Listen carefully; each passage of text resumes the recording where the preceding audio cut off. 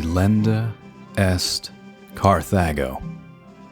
As far as the late war was concerned, the two nations were closely matched in the character of the designs they entertained as well as in the lofty courage they showed in prosecuting them. But in the individual gallantry of their men, the Romans had decidedly the advantage, while we must credit the Carthaginians with the best general of the day, both for genius and daring. The Punic Wars, Part 3, A New Hope.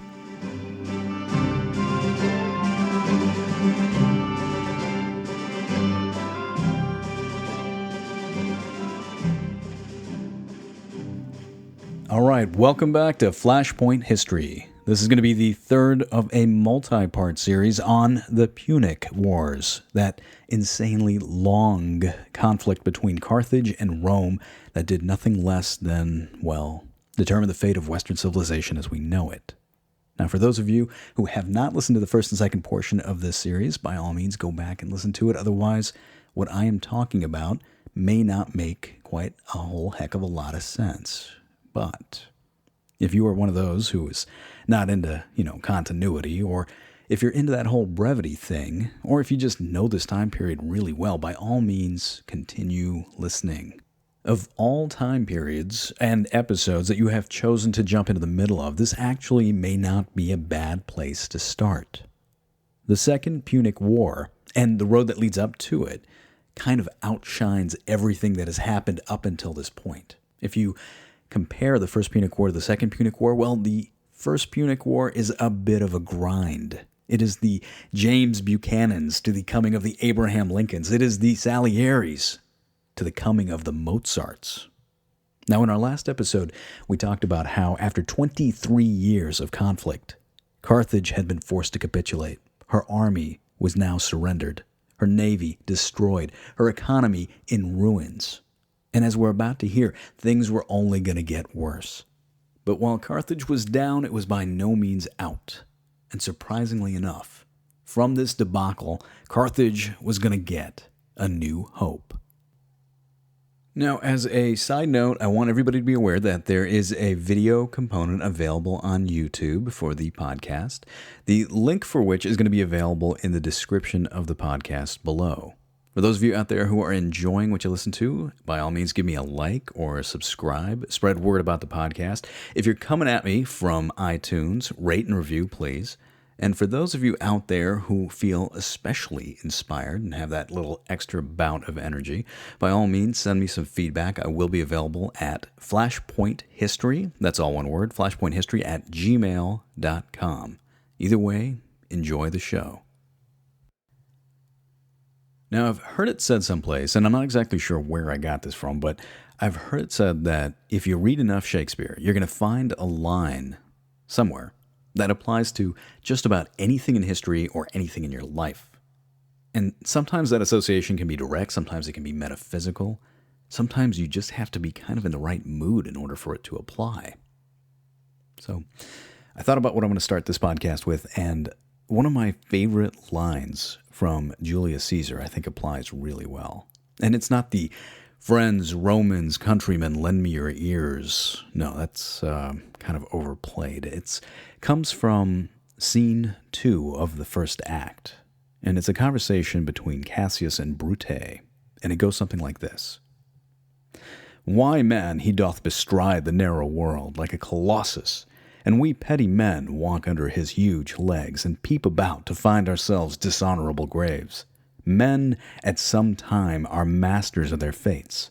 The fault, dear Brutus, is not in our stars, but in ourselves, that we are underlings." I don't know about you guys, but if that's not a motivational pep talk that's going to get you at least started on the path to eventually running into the Senate chamber with a knife and assassinating Julius Caesar, I don't know what's going to get you started. But that's not the part of the quote that I actually want to emphasize. The part that I really like is the part that has to do with the fact that people at some times are masters of their fate. And if you think about it, there's going to come a time when you are going to make a clear and level-headed decision that will forever change your life. In history, it seems like you have prominent people that come along that make these type of decisions that not only affect themselves, but affect the course of how their town or their city or their entire civilization or even humanity as a whole go. I mean, there are a ton of examples where it only takes one person to make a decision that completely wrangles the course of human history into a totally different direction. Think about what humanity would be like if Martin Luther hadn't protested against the Catholic Church and started the Reformation. Think about what would have happened to English society if Queen Elizabeth hadn't have had the gumption to rally her forces against the oncoming might of the Spanish Armada. Think about what would have happened if Winston Churchill had not said, "No, we're going to continue fighting" in 1940. In my humble opinion, I think that the road that leads to the Second Punic War is a classical example of this. It is the story of how a single person's decision or precedence sets into motion a series of events that leads to a conflagration that involves the lives of hundreds of thousands, if not millions of people. All right, now, as I have mentioned in the introduction to this podcast, when you compare the First Punic War to the Second, the first one is kind of a bit of a grind. And I want to make it absolutely clear that I'm not condoning the idea that you skip out on the First Punic War. It's important. I go back and listen to it because it really does set the stage for what's about to happen. But the reason why I make that statement is because many of the people in the First Punic War kind of blend together. There's nobody that really shines out with the exception of Hamilcar Barca. And I think it's with him and the end of the First Punic War that we really need to begin. So with that said, imagine a situation where Rome and Carthage are in a state of perpetual animosity. For 23 years, these guys have their proverbial hands on the other one's throat, trying to squeeze the life out of the other one, but they can't quite seem to do it because both of them are superpowers. They're massive contenders for the Mediterranean Sea. But Rome and Carthage also have a divergence of philosophy. They have different mottos. For Rome, it's all about warfare. It's all about going out and conquering and claiming land for your home state. It is the duty of the citizen to also be a soldier. Whereas in Carthage, the idea was to make a lot of money. And really, the state was there to make sure you have protection of your commercial interest. It was a mercantile power. It didn't like warfare. Every time it'd have to go to war, it would outsource its problem to mercenaries in order to fight for them. But something happens as we get closer to the end of the First Punic War. A new faction comes to power in the Carthaginian government, led by a man named Hanno. Hanno the Great, as he's going to be remembered in history, but like with anybody, this guy's got his strengths and he's got his weaknesses. His greatest strength, where he gets the gold star, is that he knows how to politically maneuver like no one else. In fact, he's really kind of slimy. He knows how to shed the blame for any problem to somebody else. His greatest weakness is that he's not much of a military guy. In fact, his entire political platform is based on the idea of peace.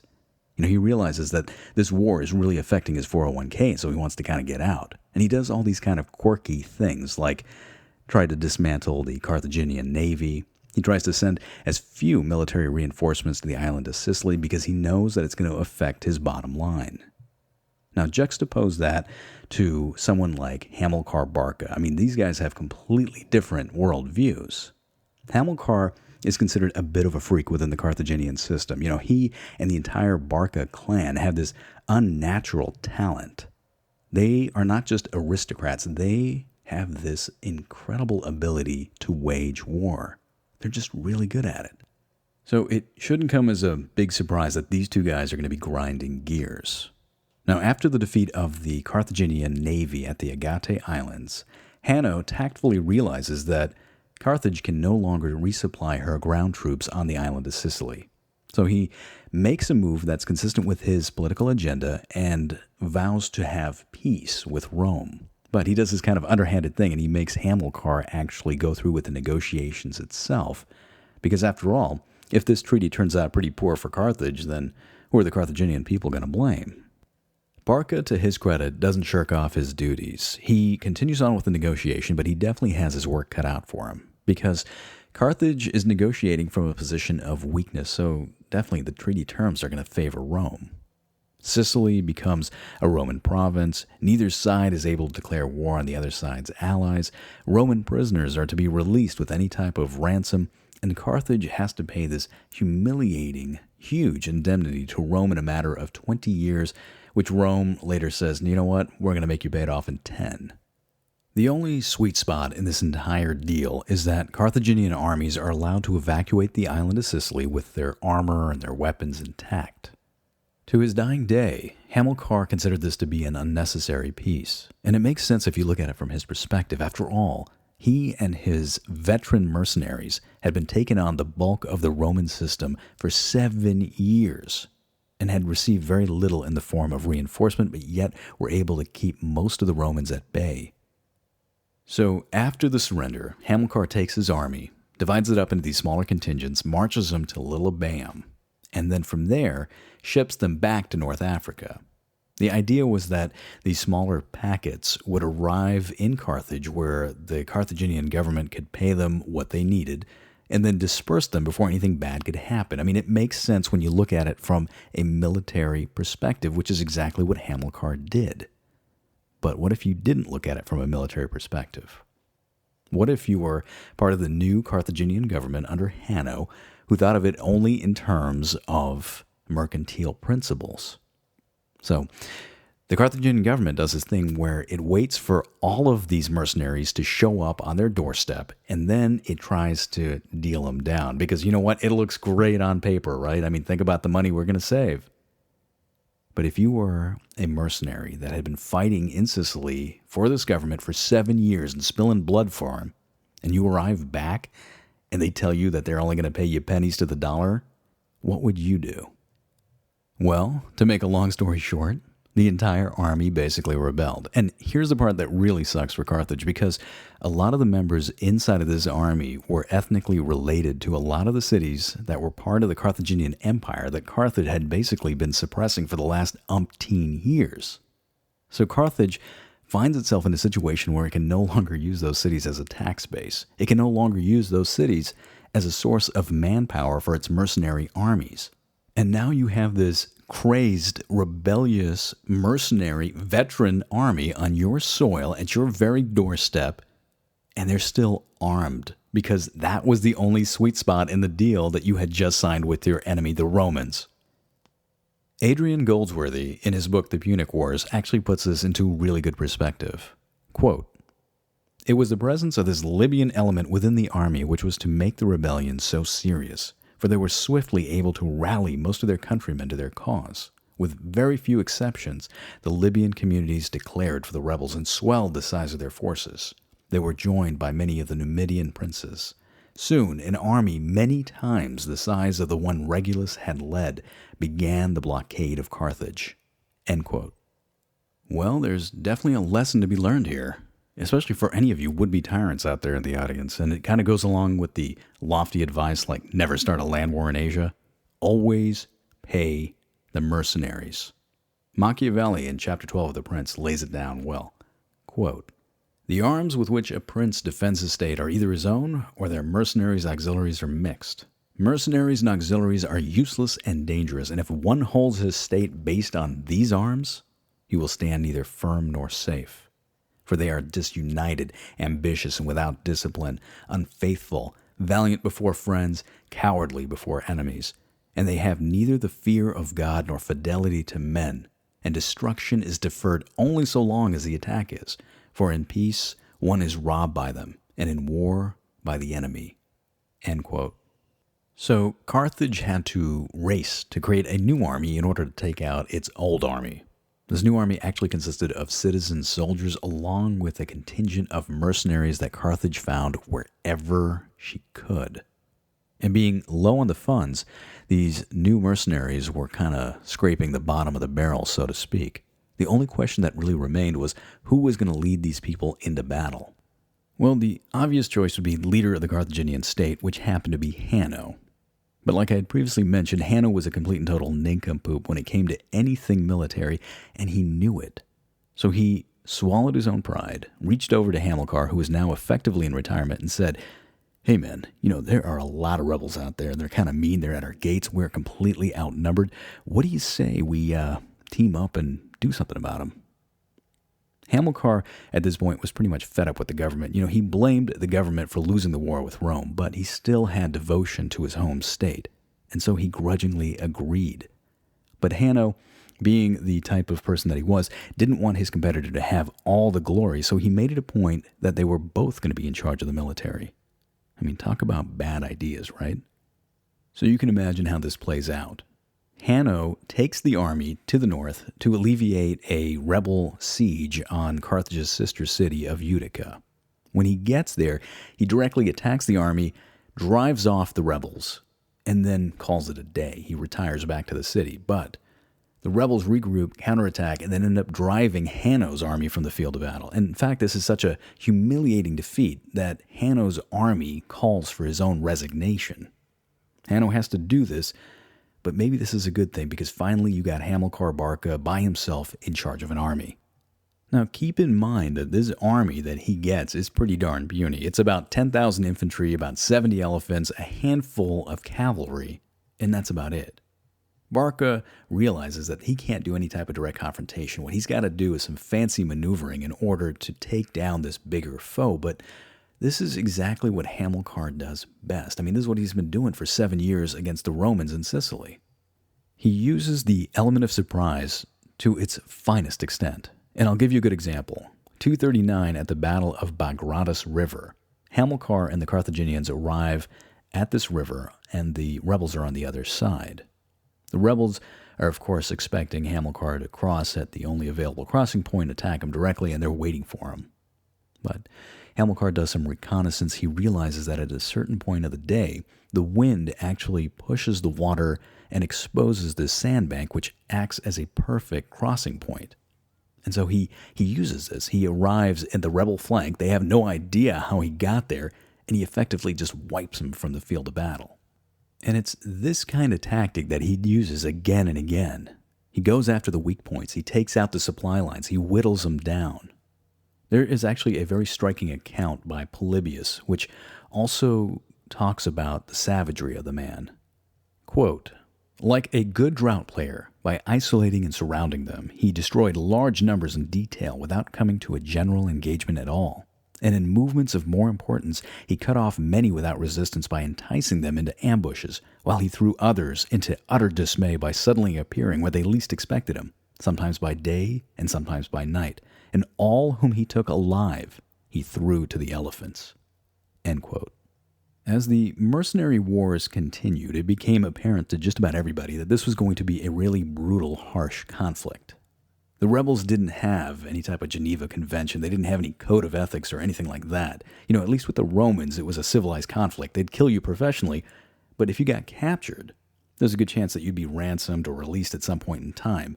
Not so much with the rebels. If you got captured, they'd probably cut you up into little gooey bits and leave you for dead in a ditch someplace, which is exactly what they did with the Carthaginian commander that they captured. Hamilcar's response was going to be equally brutal. In 238, at what would later be known as the Battle of the Saw, Hamilcar managed to convince a bunch of rebels to escape into a slot canyon, where he promptly had them surrounded, a barricade was built, and then he sat back and watched as 40,000 men slowly starved to death. I mean, things got so bad inside that canyon that some of these men had to resort to cannibalism.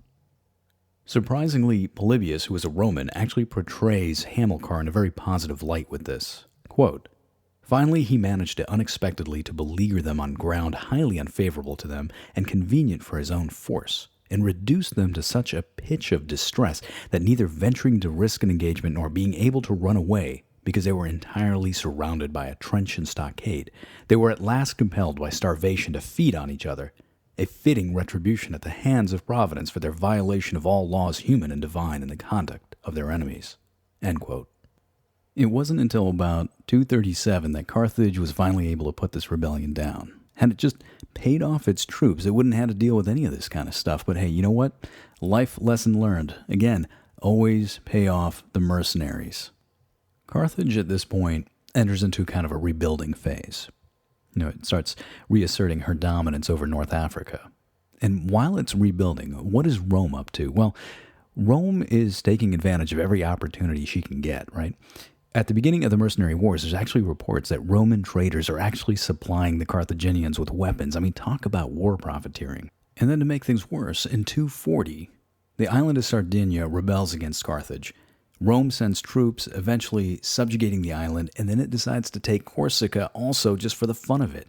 And despite the fact that this is a violation of the Treaty of Catullus, which was the treaty that ended the First Punic War, Rome actually finds a way to make Carthage pay for it. It imposes another indemnity on him, and Carthage, being destitute and up to its eyeballs fighting rebels, has no other choice but to go along with this. Of course, Roman expansion is not going to stop there. And now that they have the islands of Sicily, Sardinia, and Corsica firmly under their control, their overseas empire really needs to have a trade network. And once that comes into play, it becomes a prime target for piracy. The Illyrian pirates, which were based up and down the Adriatic Sea, start launching attacks against the Roman navy. At first, they're kind of a nuisance, but this grows into a big-time menace, and then the Romans have to do something about it. More money, more problems, I guess. But if you think about it, Rome never had to deal with this before. It was a land-based power, right? Going into the Adriatic was like going into Boogeyman Land. It was that part of the map that was all blacked out, and there were like dragons there. In fact, there was a Greek phrase where to sail the Adriatic was synonymous with taking a perilous journey. Well, that said, Rome now had economic interests in the area. It was going to do something about it. So in 229, Rome sends a fleet loaded up with troops. They land in Illyria, which is what we would currently think of as the Balkans, Bosnia, Herzegovina, Croatia.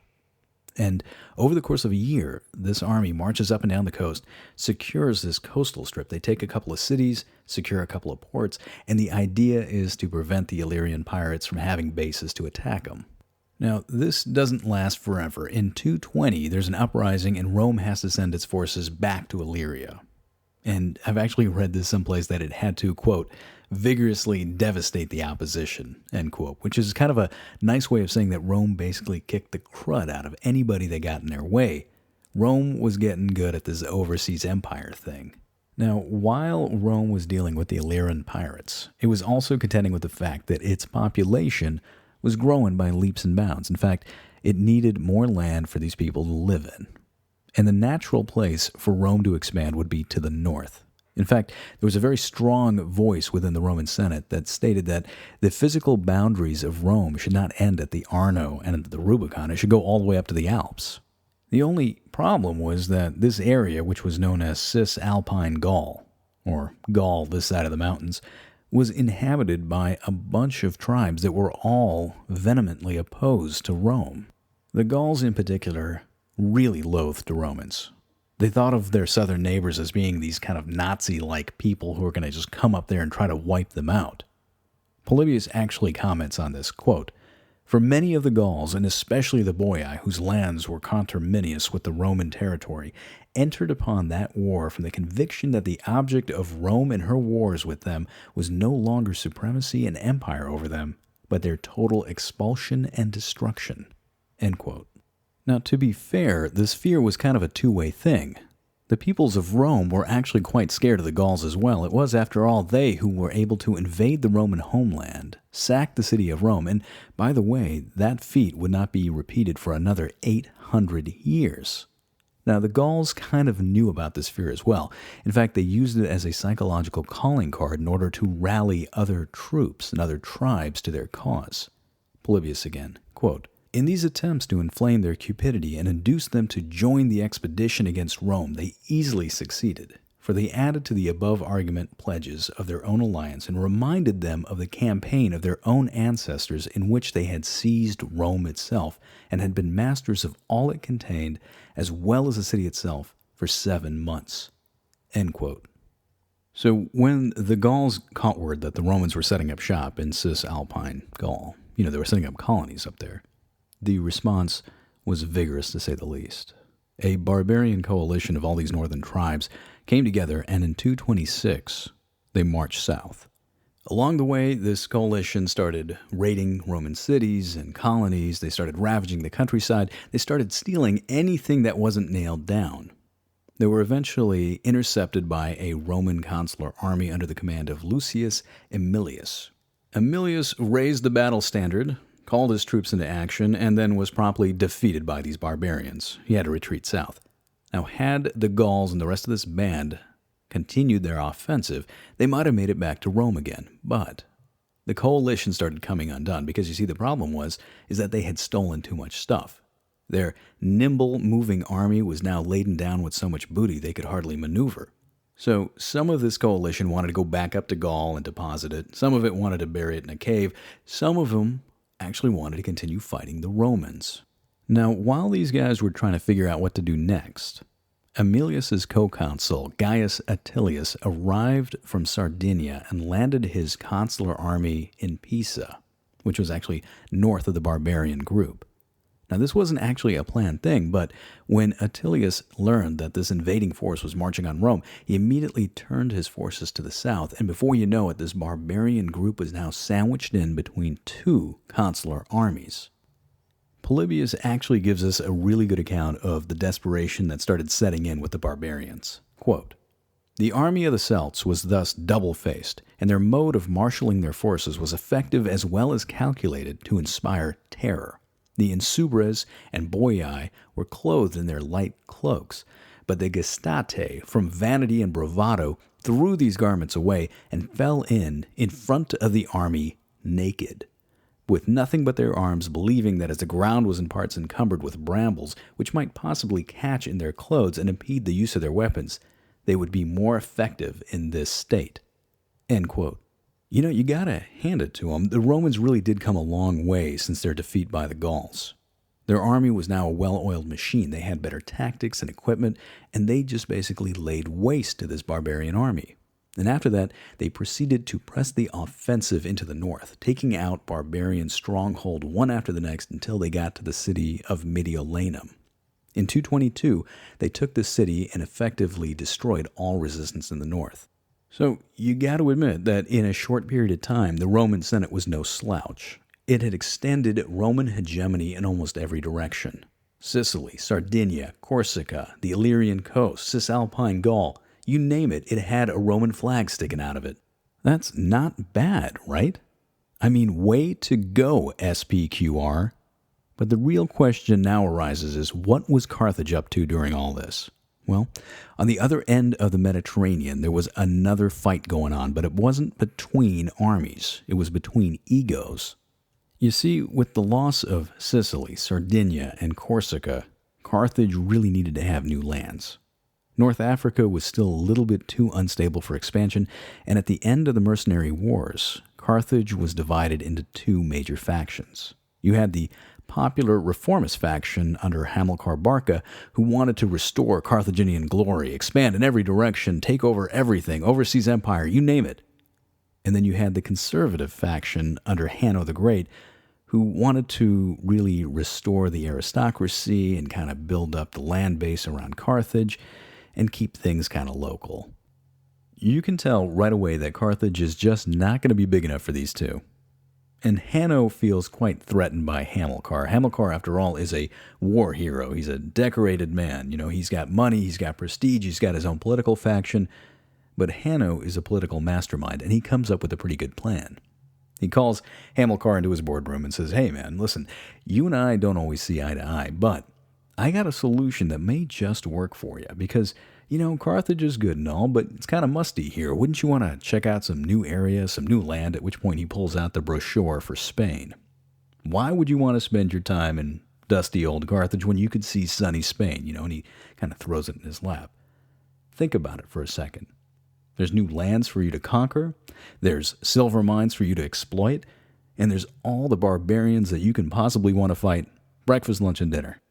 Now, folks, I don't want to really say anything bad about Hamilcar. I really like the guy, but I find his lack of political insight to be something very distressing, and it's something that he and his son are both going to have, to both their detriment. I mean, it's going to be something that plagues the Barca clan pretty much to the end of the Punic Wars.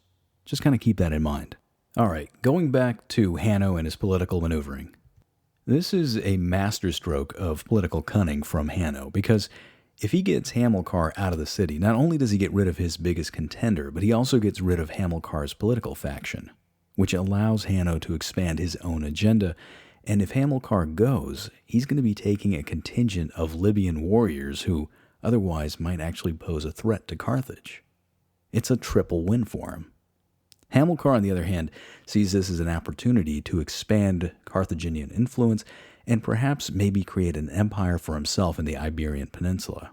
And so with that, in 237, Hamilcar sets sail for the Iberian Peninsula with his son-in-law Hasdrubal and his son, Hannibal. I want you folks to imagine this scene. Hannibal is only 9 years old, and he's led into a room by his father, where he is commanded to place his hands into a sacrificial bowl, at which point Hamilcar commands him, and this depends on which historian you believe, he commands him to forever be an enemy to Rome. And this blood oath is something that Hannibal does just a little too well. Now, by late 237, Hamilcar and his family arrive in the Iberian Peninsula. They immediately start to secure the silver mines and then expand Carthaginian influence in southern Spain. Almost from the get-go, Hamilcar comes under attack by the local tribes. They just don't want the Carthaginians to be there. But Hamilcar does what he does best. He fights them back. He secures the coastal strip. In fact, he does such a good job of this that the Romans send an envoy to figure out what he's up to.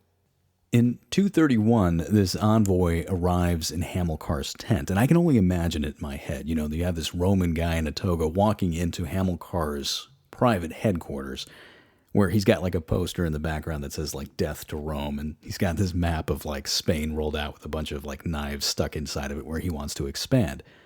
And the Romans look at this and they're probably like, what the heck are you doing here? Because Rome also wants to expand into Iberia.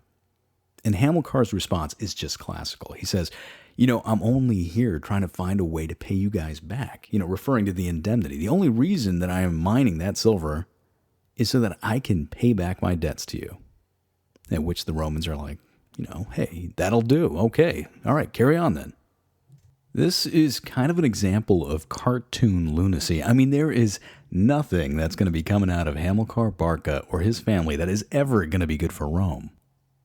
But be that as it may, Rome kind of backs off and just allows Hamilcar a free hand to do whatever he wants.